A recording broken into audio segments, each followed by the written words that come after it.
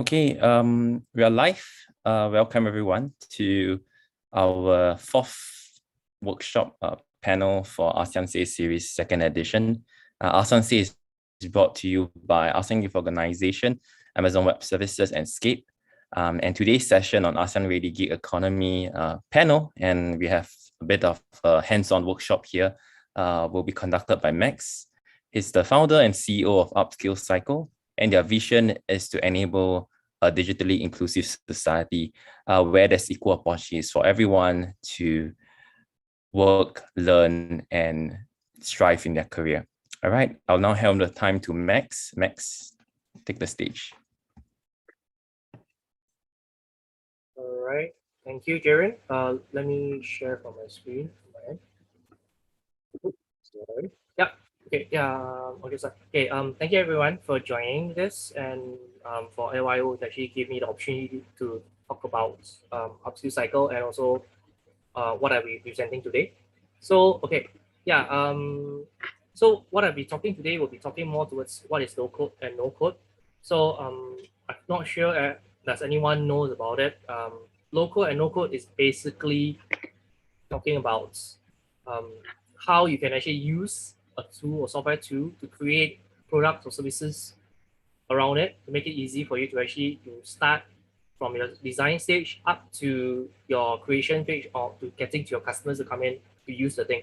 So during the whole process when creating and building the thing out, you don't really require a lot of people or developers to actually come in to actually help you to build it, because if you can learn about you can take about half an hour or 30 minutes for you to learn it, and you can actually build the thing out directly, as long as you have some process on what do you want the person or the users or customers to use on it. So this is actually the things that we're talking about for today. So okay, so as mentioned, what is low code? Firstly, low code and no code, most of them are mostly visual based. They allows you to use it and pick it up very easily. Meaning, if you have learned how to navigate YouTube, if you know how to use Photoshop, if you know how to use those visual-based softwares or design softwares, low code and no code softwares is similar because they focus you as an end user to use it and design it in a way that your users or customers might be using it. And as mentioned, this does not require you to actually have to engage a developer, which will take months or years, probably months, to create your product service. Especially if you want to get it out and running, you can get it out and running within less than 1 week or probably lesser, as long as you know what is your process, what type of design you're looking at, how do you do it from your end. Yeah. Next. So these are all the various types of low code or no code platforms. I'm sure you have heard about Wix, you have heard about Shopify, and various other low code and no code platforms. So Bubble is actually quite a well-known low code platform too, which people use it to train, to test out, to build softwares, to test out on how to use how to present it to people for people to actually use. Like example, it can be as simple as like a membership website. It can be simple as like a education course, online education course. So those are very useful for them to use local and no-code tools. For today, I'll be talking more towards using Webflow. Webflow is a design-based software, and it actually allows you to get started and create a website very easily. And you usually are more visual-based as well. For Zapier, it's more of integration. So this helps you to do a lot of integration work. That means you can connect to your email, your CRM, your appointment management systems, your ticketing systems, or anything that is related to integrating between multiple systems together. You use Zapier as a form of way for you to connect them up together and serve it out through your local or no code too. Yeah. Okay. Any questions before I proceed? Yeah, Max, perhaps you could share with the audience, both on Zoom and on live stream, how would these platforms be useful and how can they, pick these skills up? Would that help them to participate in the gig economy? could they be qualified as developers if they pick up these softwares? How would that benefit them? Okay, so for people who actually use local tools, there's a difference between both of them. One is people are pure designers. The other one is they have some knowledge about design, and the other one is actually people who are developers who use low code as a form of way for them to leverage on themselves because they can build something out of build something that doesn't require a lot of effort in building it. So when you actually come in, right, you are like best in both worlds. So you are involved in the design aspects as well as the creation or software development aspects as well. So you use that to prototype or create prototypes for people, for your customers, for your clients on using local and no-code tools. So one form of example is like you have an online course for people. So you will create a website using Webflow or Bubble or Wix to serve it as a form of your image or your way of your business card. So your backend will be involved in like connecting up with learning management systems like Blackboard, Teachable, and various other course providers that actually has like a learning management system, and you integrate it together with Webflow.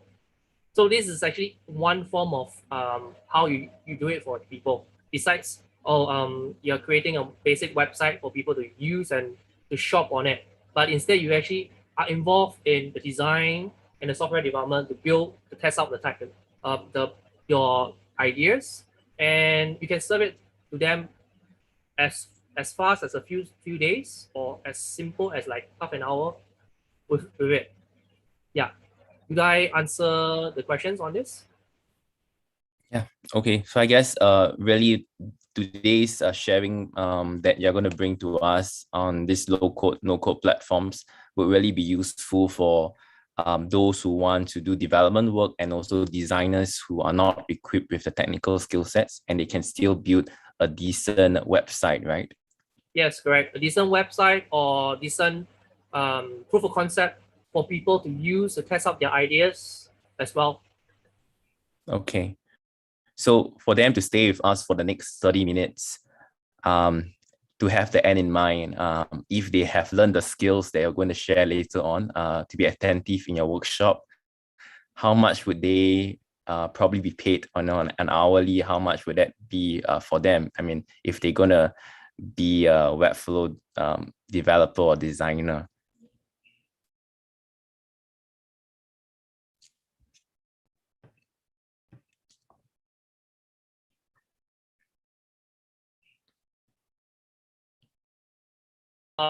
In terms of a fixed cost, about $3 or above, depends on what's the project specifications like. So example, like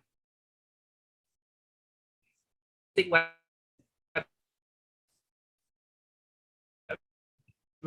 website, right? Effects, collection or landing page, and various other components that you can charge for as simple as $50 up to $500 per website, or maybe more, depending on what are the things that you provide to them. So Webflow is really a good thing that you can actually control. You can build the website out very easily, as well as you are focusing more towards the design, the process, the branding aspects of your customer, for your customer, and for them to actually use it as well. Okay, great. Thanks, Max. Oh yeah, please carry on. Thanks. Looking forward to the second part on the workshop. Yeah, thanks.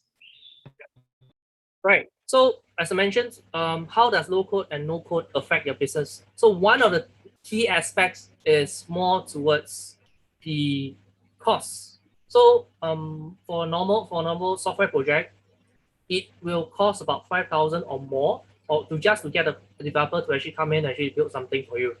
And sometimes it's very hard for you to actually find a developer for it. So through using low code or no code softwares, the costs can be in terms of month like $10 or $20. And from there, you can actually test out your idea within a few days or few minutes as well for you to test out. And it's very low cost. So you do not need to focus on oh, I need to get an engineering person or software developer for you to build it out. And yeah, it as conventional software development project, right? It ranges from 3 months up to a few years. So, like example, just a basic website, it can cost it will take about 3 months for them to do something. But through low code and no code, you can get it up and running as it can be as simple as a few days, a few weeks, as long as you have the content, the process of how to do it, and yeah, and the design aspects of what you need to do it to create the product. So this is actually one example of a process of a voice call, voice assistant. So for example, people wants to make an appointment with you. So you want to automate the whole process for it. So you have the process in terms of people picking up your calls, how would they want to answer, so on and so forth.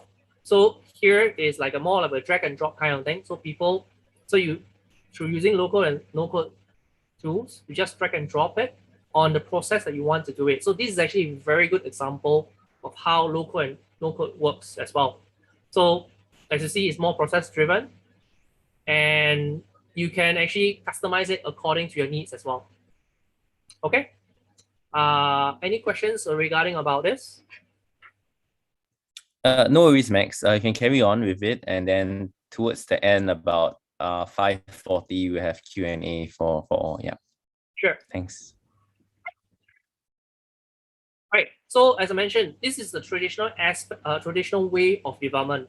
So on the left, it's more of how this is all the jargons that in the industry it talks about. So this whole process on the left, it can range from 3 months to even years for a conventional website, and it costs a lot of money. On the right, it's how you will look at in terms of local and no code. So firstly, you'll be doing all the planning, designing, the process that you need to do, and once you actually test out on your idea, your content, whatever, you can deploy it very rapidly, and you can constantly change it very easily because of the speed where you can actually deploy it. You can actually test it out a few seconds. So when you can make some changes, you can have it to your customer or users who are using it within seconds or within minutes. So this is actually the process of how local and no code development works compared to a traditional software development aspects as well. So I'll be showing you a basic demo about how you'll be using a low code and no code solution from my end. All right. Sorry, one moment.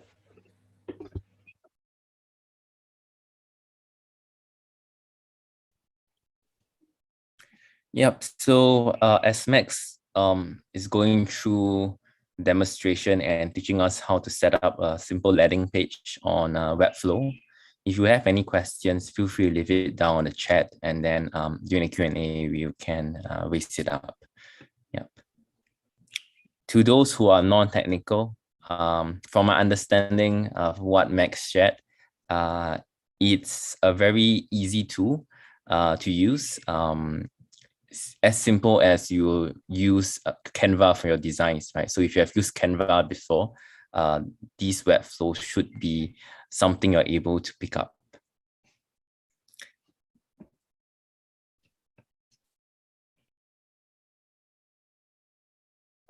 Sorry, one moment. Yeah.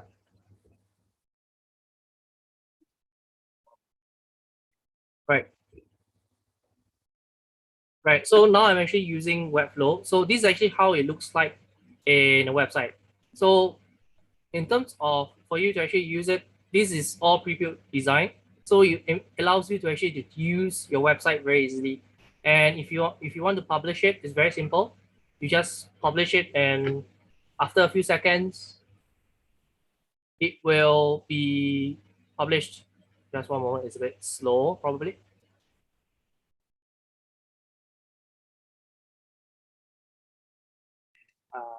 Yeah, it's a bit slow, right? Maybe my internet connection. There's something wrong with my internet connection. All right. Max, so how do we get started with this Webflow, and is this a template or something? Like how do we? So this is actually a template for Webflow. So I'll be just going back to a basic template for you. So this is Webflow. So when you come when you come in as a new user, you'll be greeted with this whole page for it, and you just need to actually create a new project. So as I mentioned, there's the one that is shown just now has is a template that I've used. It's a free template. So for Webflow, there's a lot of free templates and paid templates for you to actually get started with it as well.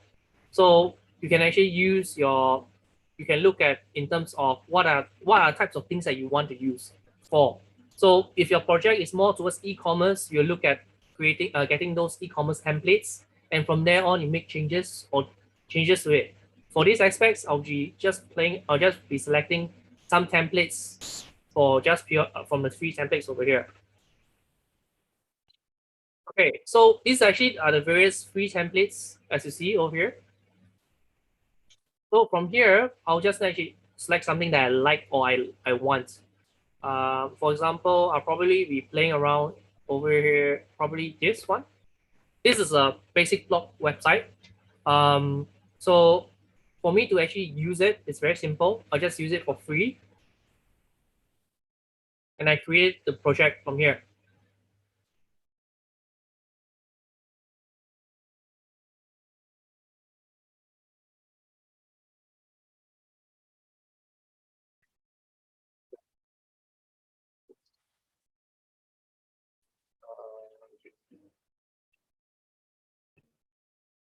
Yeah, it's loading. All right. So this is actually a template as well. So for you to actually make changes to it, right? Over here, these are all the navigation bars for you to actually make changes to it. So here is the pages site. We'll be creating a new page. Okay. Sorry, never mind. I'll just use an existing page then. Right. So so I could actually make changes to it. Like example, I want to make some changes to the height of the person. Yeah, you can make changes as well. So if you look at it this way, it's it's very intuitive and it's very design focused as well. So these are all the things that I can make changes to in terms of the sizing as well. So I could click on 140, 280. So there's actually some spacings as well. So this is actually one aspect as well. So let me go back to creating a simple blank page then. Do it this way.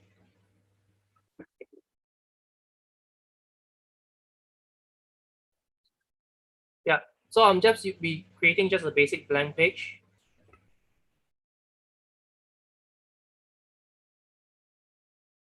All right. So this is a blank page, as you've seen over here. Okay. So for you to actually make changes to it is actually usually for Webflow, there's multiple pages. So you can create multiple pages as well for this. So you will create a multiple page, like example, I'll call it landing page. From here, there will be okay. Here is the components. Okay, so here's the components. So this plus sign, right, has all the various components for you to actually drag and drop. So as I mentioned, right, previously, that it's all very visual based, and Webflow does cater for you to actually to create like it does provide some pre-built components. Like example, like this one. Okay, and I can drag and drop, and these are pre-built components for it already. And I could actually make changes to it as well. So for example, I do not like this. I could just delete it away through my just by deleting the button. I'll have something like this. So it's mostly very intuitive and it's mostly very design focused as well. So normally for Webflow, right, you'll actually you actually drag and drop the container over here. So container is like a very small placeholder or a place for you to actually drag and drop different various types of components. Like example, your headings, like example, your videos as well. So this is actually where you can just drag and drop. It's really very easy. And in terms of navigation wise, these are all how you can arrange your layout, you can arrange your how you want to present the design as well. First, for example, right, if I want to actually move this video component to at the top instead of being at the bottom, right? I'll just go to navigation, which is over here. I just hold onto it. I just drag it to the top, and that's it. So this is actually how it looks like in terms of the layout as well. So it's really designed based upon how you look like, and you can make changes to it as well. So this is currently in the desktop mode, but I could actually, if I want to look at how does it look like in the tablet mode, I just click on tablet, and this is how it looks like in tablet. And if I want to look at in terms of how it looks like as a landscape mode, I just click on this. It will just show you on how does it look like in the various layouts and forms of it. And this makes it easy for you to know how does it look like and for you to design it in a way that people it's easy for you to know as well. So this is just basic layout of it. But if you want to know how does it really look like on a website, you can just click on this eye thingy. It will just show you how does it look like in an actual website when you actually publish it for people. So it makes it easy for you to have a direct feedback about, oh, I should make this color maybe red in terms of the heading. So I'll just make changes to the colors as well. So on this left panel, over background, I could change the background to say red, and it will make changes to it. And I could actually look at how does it look like. Oh, okay, so this is actually how it looks like in terms of the colors. It's very easy for you to play around with it as well. Yeah. Okay, so as I mentioned, I'm actually trying to actually teach you how to create a basic landing page, right? So I'll just delete everything over here. You can't include it. So the first thing I'll actually put it in will be the container, which is the main place that where you will be putting your arrangement, and it will be adaptable according to your website, or you're maybe viewing it from a mobile phone. Okay, so I'll be actually creating I'll be dragging and dropping pre-built components as well. So for this, I'll just put it here. Oh, wrong.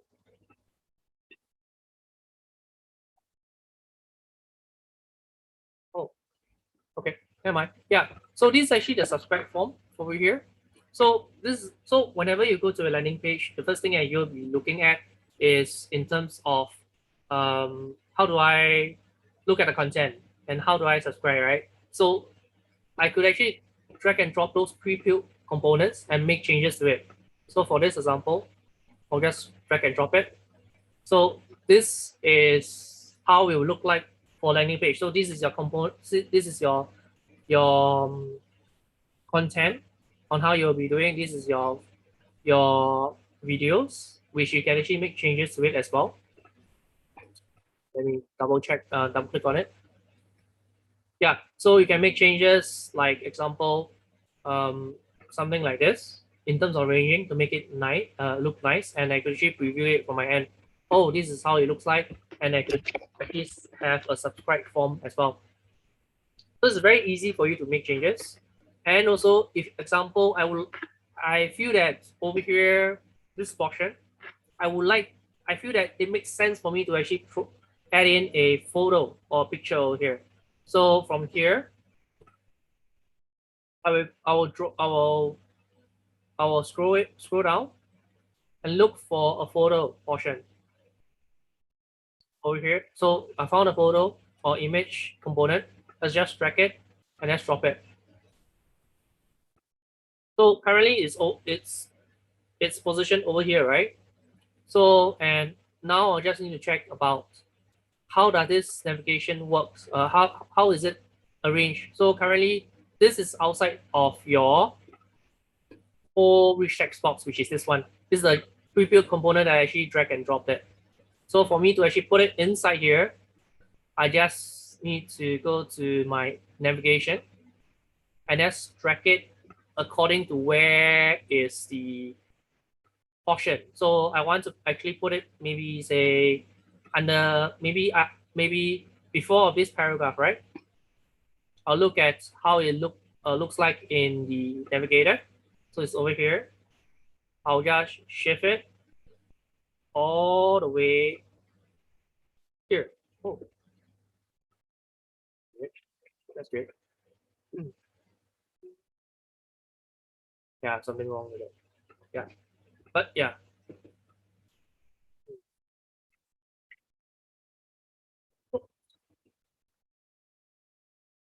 yeah.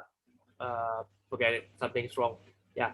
So okay, example. I'll just put a. Never mind. Yeah. So I can make changes to it lah. Yeah, to it. So this is pre-built. So I need some changes to it. So for example, I'll just be making I'll be dragging and dropping the changes lah over here. So okay, so I'll be dragging and dropping my paragraph over here. So I want this to be in the middle. So this is actually my where I actually arrange it to arrange my image to be in the middle. So this is the margin, which is if you want to test it out and try it out, you can just click on this and you'll just show it. Oh, okay, this is about 220 pixels away from the left side. So this is not something I want. So I could just go back to it. I will increase it by dragging by holding it and dragging it to the left or right. So I see maybe 1240 looks nice, but because of this, it's actually quite tight. There's not enough spacing over here. I would like to have some spacing in the middle. So I could actually go to here, which is the padding. I could actually increase it. Oh, okay. Yeah, from here, say 30 or 40 pixels. So this is actually how it looks like over here. Yeah.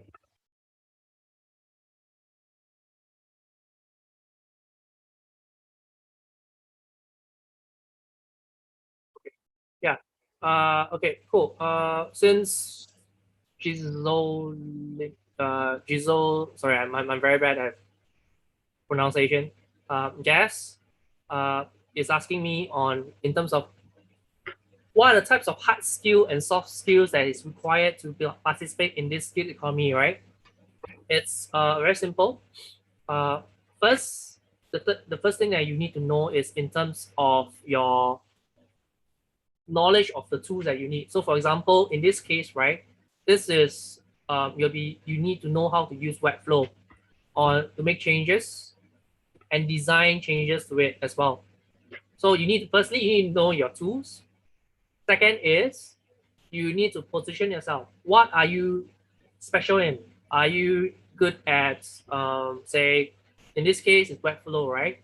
Are you focused more towards creating a landing page? So you'll be learning all the aspects of how could I build a good landing page using Webflow, or how could I create a marketing page or marketing campaign that can actually generate like 5,000 sales from this marketing campaign. So whenever I engage you as a person, I know that okay, you are specialized in creating landing pages. You are specialized in creating certain marketing campaigns as well, or probably marketing designs or certain things that helps you to stand out from the crowd. So that is the marketing aspects of yourself. And besides your technical skills, which is your design is very important. Your marketing, how do you write very good copy and so on and so forth. And thirdly, is how you manage your projects. Like example, how do you communicate with your customer? Do you manage them by actually telling them, okay, this is actually the list of things I have. So I have A, B, C, the things I have, and I'll just communicate with my customer. How does this work? Does this make sense for you to go for A, B, and C? So this is more towards your project management aspects as well. And those are the three things that you need to know. One, your technical skills, which is in this case is Webflow or design skills. Second is your marketing skills. How do you market yourself to form your own niche? It can be as simple as I'm building a website for TikTokers, people who want content creators who are building their channel on TikTok. So they need a sign up page. So I'm building that for them. Or marketing, or people who are doing marketing. I'll be the one who actually doing toys, so on and so forth. And lastly is your project management. How do you communicate to your customer? How do you manage them in terms of how your project management skills as well? Does that help to answer your question? May I know, Jess? Yes, yeah.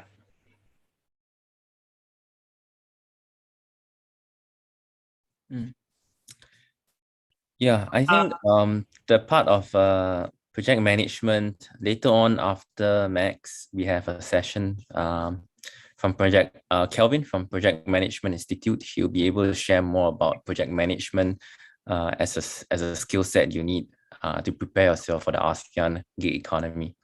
So Max, would you like to carry on with the, maybe wrap up on your demo of this? Maybe you could share, because I know we don't have much time, so you could share with them how they could learn more about this, and then we can proceed to the Q&A segment of this session. Yeah.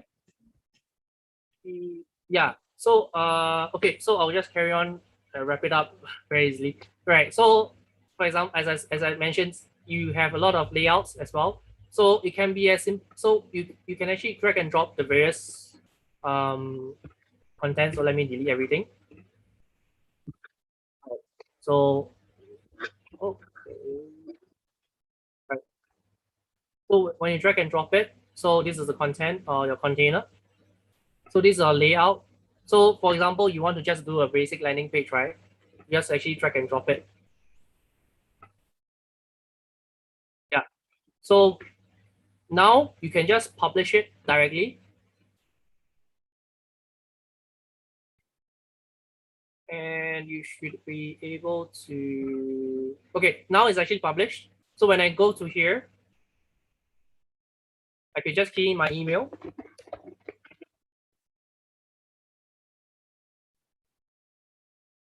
And just click subscribe.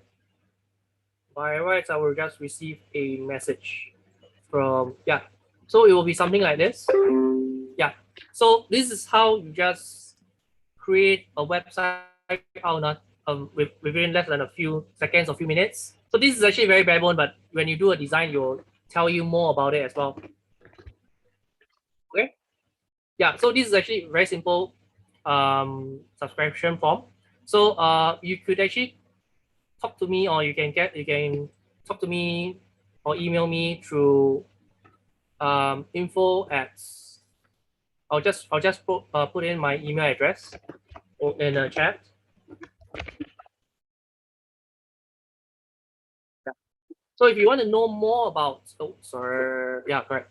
Yeah. So if you want to know more about Project DAS, upskill cycle, you can actually drop an email to me, and I'll just tell you more about how you should look at in terms of a gig economy, and how would you build your portfolio, and how would you participate in upskilling and knowing how to play around with something like Webflow and learning all the information of it. All right. Yeah. Okay. Thanks, Max, for the short demonstration on what Webflow is. seems to me it looks a lot like maybe more of a Photoshop kind of things, and similar to other platforms like WordPress, where there's a front end editor. You can just edit the text, fonts, placement of images, contents. Okay, so it's very visual based. Yeah. yeah, so more visual, more front end kind of interaction, right? Okay. Yes, correct. And also, if especially it's very useful, especially you are process driven, so you have a list of how you want your process to be like, and you can translate it into using low code and no code to build those to solve those problems based upon your process outline. Yeah. Okay, so I think we have a question earlier. Now we move on to Q&A part. Sai says, he asked if coding skills essential. Is there, necessity to learn like coding skills? And if so, what are the kind of platforms apart from Webflow, which I think you did share, and also what is the best language? Is there a best language for coding or easiest to pick up? So these are some questions. Yeah. Okay. Let me drink some water. Okay. So for coding skills, right? It ultimately comes down to what do you want to do? Do you want to do a mobile app? You want to do a website? You need to know what are you looking at in terms of for coding skills. So in terms, and from there you actually pick the language. There's no right or wrong thing.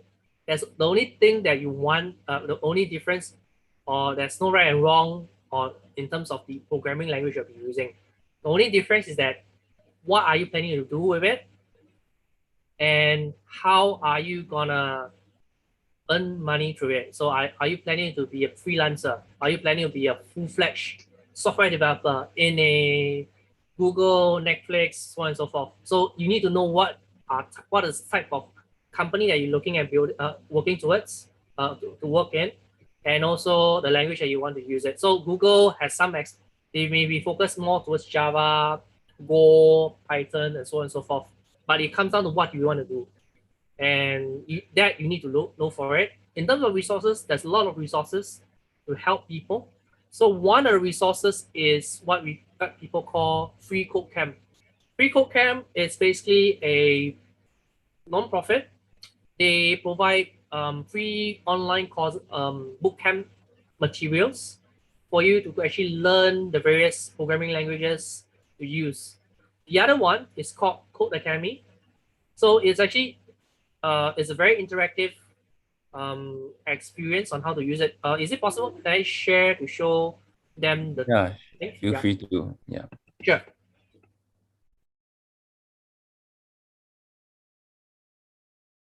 Yeah.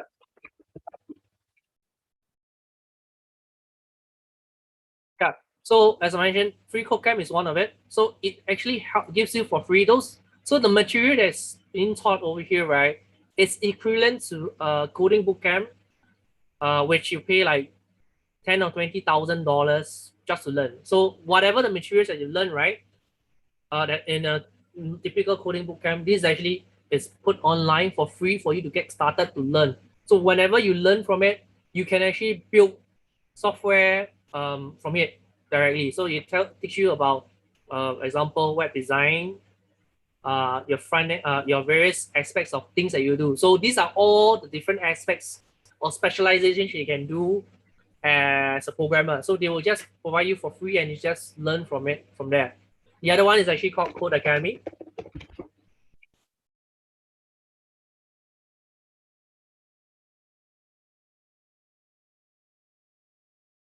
Yeah. So this is more of a interactive experience. So you can actually explore the various learning path of it, and you from there you can actually play around with it in terms of a very simple and easy learning experience as well. The other one that is actually quite well known or quite useful is called Udacity.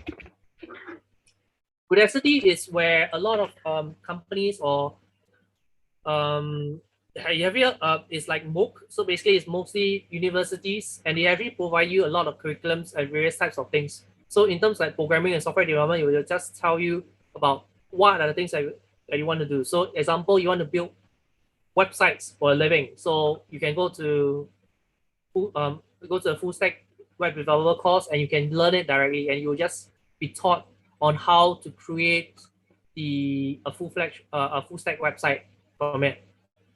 So these are all the various aspects like that. Some are paid, some not paid, and yeah, YouTube is actually a very good place for you to do it as well. So for me, I started learning um, uh, learning things like example,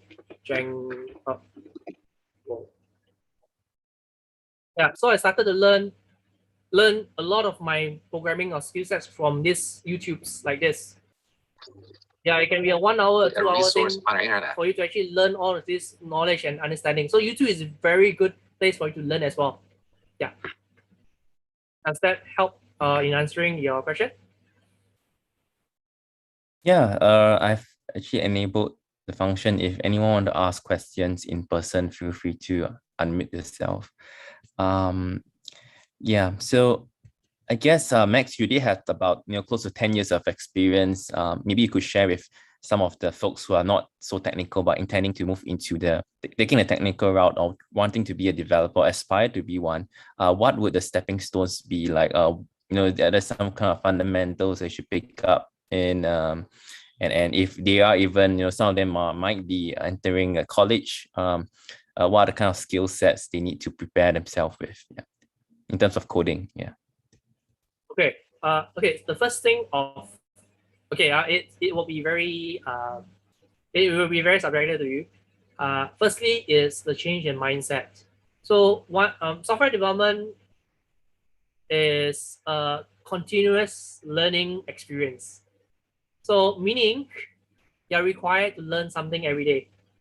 So what do you started off with maybe 10 years ago? I'm assuming, right? Given that, yeah. So for me, actually, I started to learn Java programming through trade school. So it's called ITE. I'm not sure does anyone knows about it, but yeah, it's a trade school. So they teaches you the skills and knowledge to become a programmer. Basically, that is the same equivalent as what people call coding bootcamp, but for my college is vocational institution or trade school. It takes me about 2 years just to learn all the basics aspects of it. Yeah. So that's how the difference lah. Yeah, in terms of what it was 10 years ago and what is now lah. You can learn to become a developer within 3 months, but after that 3 months, you will still require yourself to learn continuously from that point onwards after you graduate. Okay, so it's kind of like all other disciplines that you pick up. You still need to continuously practice, learn that lifelong learning kind of mindset. Yes. Well, given the very fast pace of technology, improvement, innovations along the way. Great. Thanks for that, Max. So I think there's some other questions here. Xian Wei asks, for gig workers like delivery riders, safe distancing ambassadors. Okay. How would I think this is more a local question. I believe he's from Singapore. He mentioned how do NTUC help gig delivery riders to earn a living.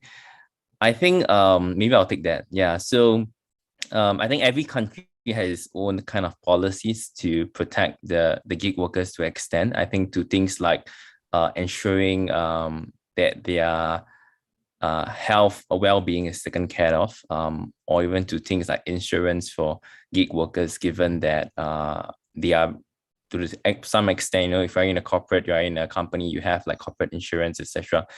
Some of them, because of the pandemic, have no choice but going to doing freelance work.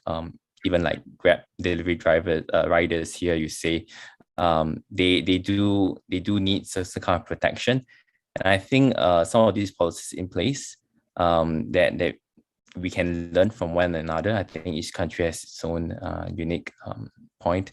As of NTUC, I'm not a representative of NTUC, so I can't share much. But if I'm what I've at least know, I think there's for freelancers, there's like a community that they can go to reach out to. So I guess like if you were to ask me what else can they do, I think one thing that I would like to propose, or maybe just share from my opinion, is that let's not think as gig workers, freelance workers as a standalone. Let's think of them as a collective, right? Because of this pandemic, as a business owner myself, we actually lose a lot of talents from different industries.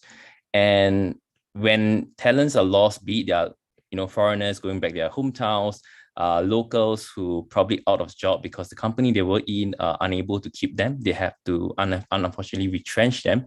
But if they are willing to pick up skill sets, and in fact, if gig delivery riders or drivers coming together, you can actually service a lot of sectors, right? To e-commerce when it's booming now in all parts of ASEAN. You can actually look at coming together as a cooperative. So there's a very interesting structure if you look at this thing called cooperatives. It came from Europe back long years back, and it's become and in parts of Southeast Asia where individuals coming together to serve a particular purpose. If you are having a orange plantation, you're having a fishery, you are running farms, you can essentially help one another as a community. So if delivery riders, drivers included, comes together, you can offer services at a base rate. And I think business owners are more than happy to pay. And that also helps you to secure some form of income apart from just relying on Grab, for example. So I think there are some that I know. I think if NTUC could look at this aspect together, because we do have very limited talents, right? Everyone is looking for similar talents, and then we ended up in a way, I wouldn't say the word fighting, but more towards like trying to convince them to join you at a rate where you think you can afford, and someone else pays higher, they may then take them over to your company. I met a couple of business owners, and delivery riders nowadays are demanding, not non-locals, they're demanding from $2.5K to $3,000 per month just to do deliveries, right? And I think there's so much ways we can look at. It's not just about having more delivery riders available, asking everyone to do that, but it's more of like optimizing it, right? Because each company probably only have like, maybe this company A has deliveries only in the morning, and in the afternoon, then and these are opportunity costs, right? So riders could have done some other works in the afternoon. So you could actually have a shared workforce kind of structure where you can match these gig workers to fill the gaps in the respective companies. And I think it requires a tripartite relationship, a partnerships here. So the government can't do anything on their own. You need the companies to come in to say, you know what, we do have these needs. Can you help us? Then also gig workers collaborating and supporting in the aspect of the economy. Yeah, so I hope that could be a good suggestion on how you think, not just in Singapore, the Union, NTUC, but maybe in other parts of ASEAN, you can think about how you can better uplift, the gig workers, and also giving them a higher income that also translate to even more disposable income, which then they can funnel in back to circulate the economy. Yeah. Okay, so any other questions from the floor? I think another question, how can we upskill workers, right?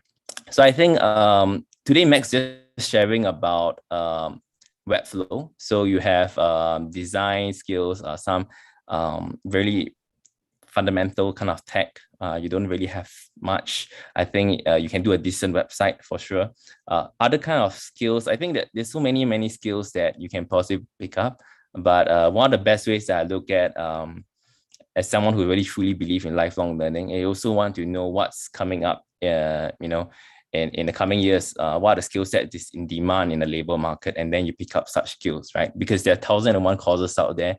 You don't want to spend so much time learning, but then again, you realize you don't really have much value to bring in there, or you may not be the best. So I think the best is to play on your strength. And I think because you asked this question, I mean, just want to just show this slide, which I prepared for another event, but I think this may be relevant to you.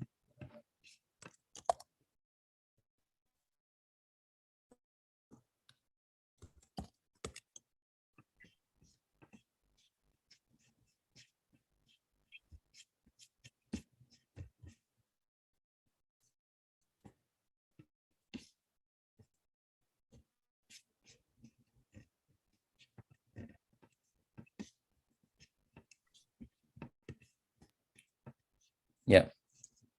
So I prepared this for some of other events, but essentially, ASEAN organization has always been thinking of how can we create a more inclusive society where we can enable youth mobility and prepare them to be future ready, right? So these are some of the things. These are reports that are already available out there on the internet. You can Google, you can search for them. But essentially, how would the future of work affect us in ASEAN, right? So 5 out of the 10 countries, Cambodia, Indonesia, Philippines, Thailand, Vietnam, will probably lose half of their jobs by 2025 due to automation. And essentially, skills that are needed in this Asia Pacific region is really artificial intelligence, big data, cloud computing, and of course, there are many other things you need to learn before moving on to such areas. And these are things you can look at trends, look at what's in need in the labor market, and then you work backwards if this is something that you're interested in, and you work on your skills, your strength itself to build those skill sets. And there are many things here. I think what Max shared, and I hope he did share a little bit more on how his project, I think Project DAS and Upskill Cycle do include people who are disabled, and not as well to do as the rest of us to get onto Zoom today to learn. He's been working with people with disabilities to teach them how to use this Webflow to serve the corporates and then earn a living. And there are many other aspects of ASEAN that you can look at. Essentially, if you want to also see the rising trend, you may even look up on this. If you look at Euromonitor and then Bain, they publish about globally, these are some of the sectors you may want to look at: energy and resources, food systems, industry and logistics, cities, financing. These are some of the areas you might want to look at and see what are the skill sets required to succeed in these industries. Right. Okay, so I think that's about it that we'll share for this segment. If any other questions, feel free to drop us a note in the survey form. So I'll just share the survey form we have here. Right, so you may feel free to scan this QR code, go to this link to give us your honest feedback, and hope we can improve the subsequent session. Right, so if you have any questions, feel free to leave it into the comment segment at the end of the feedback form. Okay, so we're at 6 p.m. now. We will be proceeding to our second workshop. Do join us in the next workshop here. Feel free to register at cdsr.co/ASAY05. We have Kelvin Giles. Okay, I'll just end this session now. Yeah. Thank you, everyone. Thanks for participating. Thank you, everyone.